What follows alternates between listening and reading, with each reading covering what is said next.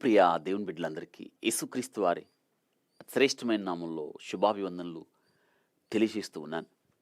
మీరు చీకటి నుండి ఆశ్చర్యకరమైన తన వెలుగులోనికి పిలిచిన వాని గుణాతిశయాలు ప్రచురం చే నిమిత్తం ఏర్పరచబడిన వంశమును రాజులైన యాజక సమూహమునై ఉన్నారు. ఇది పేతురు భక్తుడు మనకి జ్ఞాపకం చేస్తున్న శ్రేష్టమైన విషయం. మునుపు మీరు చీకటి అయి ఉన్నారు, మనమే ఒకానప్పుడు చీకట్లో తిరుగుతూ ఉన్నాం, తడమలాడుతూ ఉన్నాం, గమ్యం లేకుండా. చీకటి బ్రతుకులు మనవి. అటువంటి మనల్నంట ఆశ్చర్యకరంగా తన వెలుగులోనికి పిలిచాడు. ఒక ఉద్దేశం ఉంది. ఏమిటంటే తన గుణాతిశయాలు ప్రచురం చేయడానికి. నిజంగా ఆలోచించండి. మనం ఆయన వెలుగులోనికి వచ్చిన తర్వాత వెలుగు సంబంధులుగా జీవించాలి, ఆయన గుణాతిశయాలు ప్రచురం చేయాలి. అనగా మనం ఆయనని ప్రచురం చేసేవారిగా, ఆయన ప్రకటించేవారిగా మనం ఉండాలి. అవును కదా? ఆయన్ని ప్రకటించేవారిగా, ప్రచురించేవారిగా మనం ఉండాలంటే ఏం చేయాలి? నేర్చుకోవాలి. ఆయన మీ కొరకు బాధపడి, ఇదే పితృభక్తుడు జ్ఞాపకం చేస్తున్నాడు, ఆయన మీ కొరకు బాధపడి తన అడుగులలో నడిచినట్లుగా తన అడుగులు ఉంచాడు, మీకు మాదిరి ఉంచిపోయాను, ఆ అడుగుల్లో నడవడం నేర్చుకోండి అంటున్నాడు. అవును కదా? అడుగుల్లో నడవాలి. ఎవరు అడుగుల్లో? క్రీస్తు అడుగుల్లో నడవాలి. మన ముందున్నాయి. ఆ అడుగులలో నడుచున్నట్లు మనం ఆ నడక నేర్చుకోవాలి. మనం విశ్వాస జీవితంలో మన బ్రతుకు కాలం అంతా కూడా నేర్చుకుంటూనే ఉండాలి. దేవుని వాక్యం దగ్గరికి వచ్చి నేర్చుకోవాలి. అని వాక్యం చదువుతూ, వాక్యాన్ని ధ్యానం చేస్తూ, వాక్యాన్ని హృదయంలో భద్రం చేసుకొని మనం నేర్చుకోవాలి. నేర్చుకుంటున్నారా? వయసుతో సంబంధం లేదు ఇక్కడ. ఇంకా నేను ఈ వయసులో ఏమి నేర్చుకుంటాను అని అంటాం వీల్లేదు. ఎందుకు? ఇది విశ్వాస జీవితానికి సంబంధించింది. ఈ లోకంలో అయితే విద్యాభ్యాసానికి కొంత వయసు పరిమితి ఉంటుంది కదా. వయసు దాటిపోయిన తర్వాత విద్య అర్జించడానికి వీలు కాదు. అవును కదా? పలానా తరగతి చేరాలంటే పలానా వయసులోనే ఉండాలి. ఆ వయసుకు సంబంధించిన జ్ఞానం ఆ తరగతి పూర్తి చేయడానికి సరిపోతుంది. వయసు మీరిన తర్వాత పాఠశాలకు వెళ్తానికి కుదురుతుందా? కుదరదు. కానీ ఇక్కడ అలా కాదు. మన పౌరసత్వం పరలోకంలో ఉంది, ఈ లోకం తాత్కాలికం. ఈ నేర్చుకోవడం అనేది ఈ లోకానికి సంబంధించిన జీవితానికి విధానానికి కాదు. పర సంబంధమైన జీవితం ఈ లోకంలో జీవించడానికి ఈ విద్య కావాలి. దీన్నే బిలాము అనే ప్రవక్త ఏమన్నాడంటే మహోన్నతుని విద్య అన్నాడు. మనం నేర్చుకోవాలి. నేర్చుకుంటున్నారా? మనం ఏమి నేర్చుకోవాలో 7 విషయాలు చెప్తాను. ఆ మహోన్నతుని విద్య ఏమి నేర్చుకోవాలి? మొట్టమొదట అని యందు భయభక్తులు నేర్చుకోవాలి. 34వ కీర్తన 11వ వచనం, పిల్లలారా మీరు వచ్చి నా మాట వినుడి, యెహోవా యందలి భయభక్తులు మీకు నేర్పేదను అంటున్నాడు. రండి రండి రండి, యెహోవా యందు మీకు భయభక్తులు నేర్పిస్తాను. నేర్చుకోండి. నేర్చుకోవాలి. నేర్చుకుంటున్నారా? ఏమి నేర్చుకుంటున్నారు? రండి నా దగ్గరికి అంటున్నాడు. ఆయన యొద్ద భయభక్తులు నేర్చుకోవాలి. ఆయన పాదాల దగ్గర కూర్చొని నేర్చుకోవాలి. నాకు నేర్పు ప్రభువా, నేను నేర్చుకుంటాను. అనుభవం మీకుందా? ఉదయాన్నే లేచిన తర్వాత ఏం చేస్తున్నారు? వేకువనే ఆయన పాదాల దగ్గర కూర్చొని ఉత్తమమైంది మరియ ఎన్నుకున్నట్లుగా అది ఆమె యొద్ద నుండి తీసివేయబడదని ప్రభు స్పష్టంగా చెప్పాడు. అని యందు భయభక్తులు నేర్చుకోవాలి. బ్రతకగోరువాడెవడైనా ఉన్నాడా? మేలునందుచు అనేక దినములు బ్రతకగోరువాడెవడైనా ఉన్నాడా? అయితే ఆ వ్యక్తి ఏం చేయాలి? యెహోవా యందు భయభక్తులు నేర్చుకోవాలి. ప్రభు పాదాల దగ్గర రండి, నేను మీకు ఉపదేశం చేసేదను, నువ్వు నడవలసిన మార్గం నీకు నేను బోధిస్తాను అన్నాడు. ఉదయాన్నే లేచిన తర్వాత మొట్టమొదట మనం చేయాల్సిన పని ఏంటంటే ఆయన పాదాల దగ్గర కూర్చొని సమూయేలులాగా ప్రార్థన చేయాలి. మాట్లాడు ప్రభువా, నీ దాసుడు ఆలకించుతున్నాడు, నాకు నీ యందు భయభక్తులు నేర్పు ప్రభువా. భయభక్తులు నేర్చుకోవాలి. నేర్చుకోండి. ఆ భయభక్తులే జ్ఞానానికి, ఆ భయభక్తులే దీర్ఘాయువుకి, ఆ భయభక్తులే చెడుతనమును విసర్జించడానికి, ఆ భయభక్తులే జీవవృక్షం, ఆ భయభక్తులే బ్రతకకోరి మేలు చూడగలిగిన దినాలు మనకి ఇవ్వగలుగుతాయి.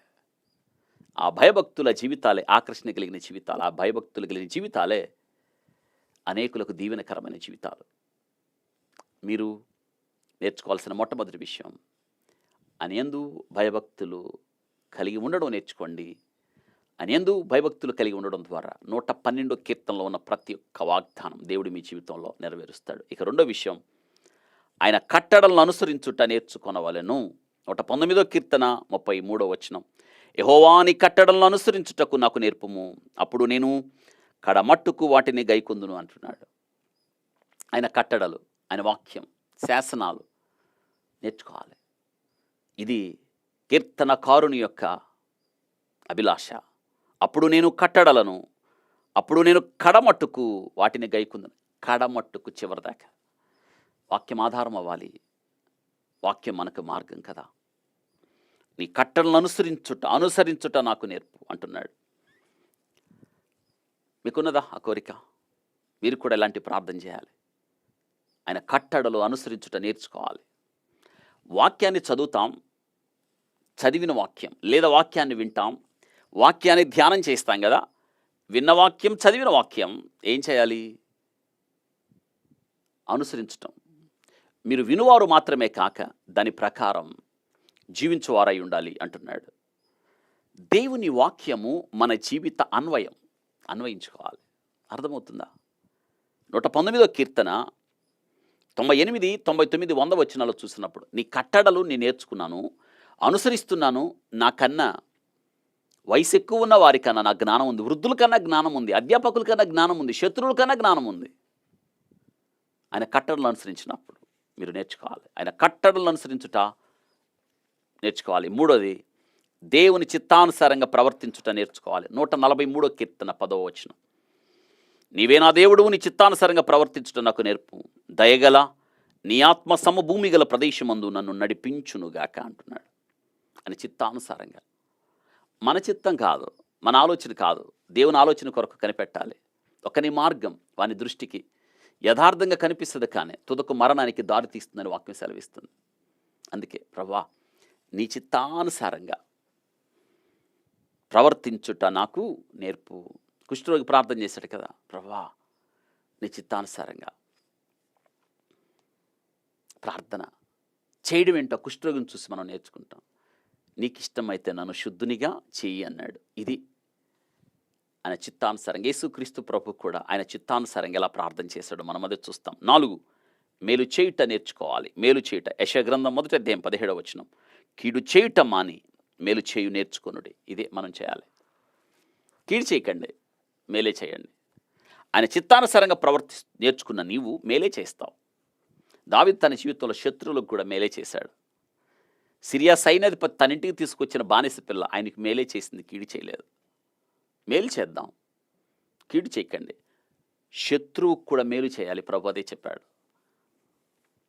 శత్రువుని ప్రేమించండి, మిమ్మల్ని దూషించు వారి కొరకు ప్రార్థన చేయండి, దీవించుడు కానీ శపించొద్దు అన్నాడు. మేలు చేద్దాం. యేసుక్రీస్తు ప్రభు ఏదైతే బోధించాడో శిలువ మీద అది ఆచరణ చేసి చూపించాడు. తండ్రి వీరేమి చేయుచున్నారు, వీరు ఎరగరు గనక వీరిని క్షమించమన్నాడు. కాబట్టి మేలు చేద్దాం. ఇక 5, ఒకరినొకరు ప్రేమించుకునుట నేర్చుకోవాలి. ద్వేషించకూడదు, ఒకరికంటే ఒకరు యోగ్యులుగా ఎంచుకోవాలి. 1 తెస్సలోనికీ పత్రిక 4వ అధ్యాయం 9వ వచనం, సహోదర ప్రేమను గురించి మీకు రాయనక్కర్లేదు, మీరు ఒకరినొకడు ప్రేమించుటకే దేవుని చేత నేర్పబడితిరి. దేవుని చేత ఏమి నేర్చుకున్నాం? ప్రేమించుట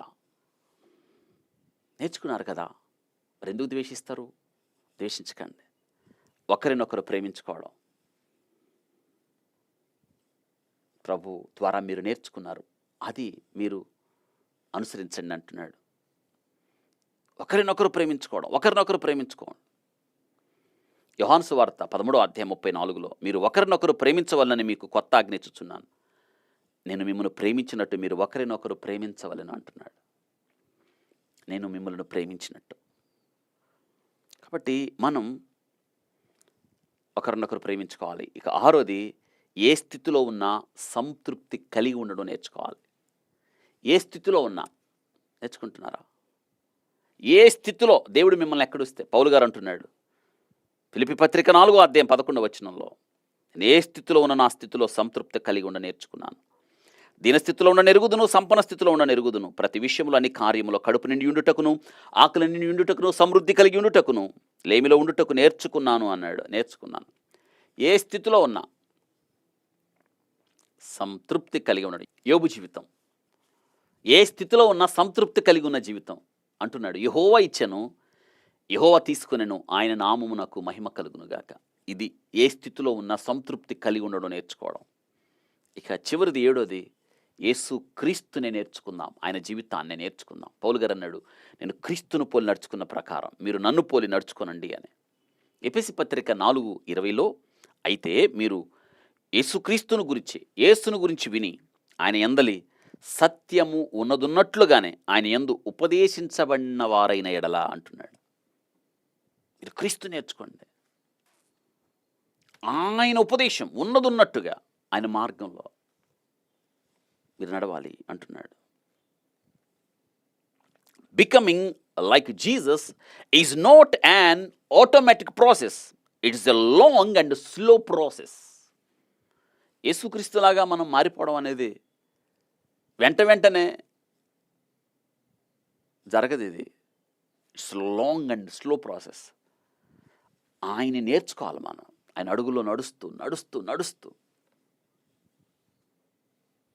ఆయన నేర్చుకోండి. క్రీస్తువలే ఎదగండి అంటున్నాడు. ప్రేమ కలిగి సత్యం చెప్పుచు ఆయన మార్గంలో మీరు నడవాలి. ఇప్పుడు అర్థమైందా? 7 విషయాలు మీ జీవితంలో మీరు ఖచ్చితంగా నేర్చుకోవాలి. జీవితకాలం అంతా నేర్చుకుంటూనే ఉండాలి. నేర్చుకోండి, ఆయన పోలిగ్గా మార్చబడండి, ఆయనకి ఇష్టలుగా బ్రతకండి. దేవుడి వాక్యమును మన కొరకు ఆస్వాదించునుగాక. ప్రార్థన చేసుకుందాం. పరిశుద్ధుడా, స్తోత్ర, మిమ్మల్ని నేర్చుకోవాలి ప్రభువా. మా బ్రతుకు కాలమంతా, మా జీవిత కాలమంతా నేర్చుకుంటూనే ఉండాలి.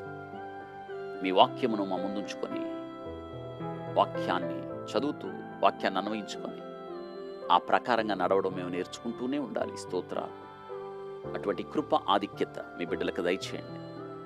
ఈ దిన దీవెనలో ఆశీర్వాదాలతో నింపండి. మీరు మహిమ పొందమని యేసు నామములో అడిగి వేడుకుంటున్నాము తండ్రి. ఆమేన్. God bless you.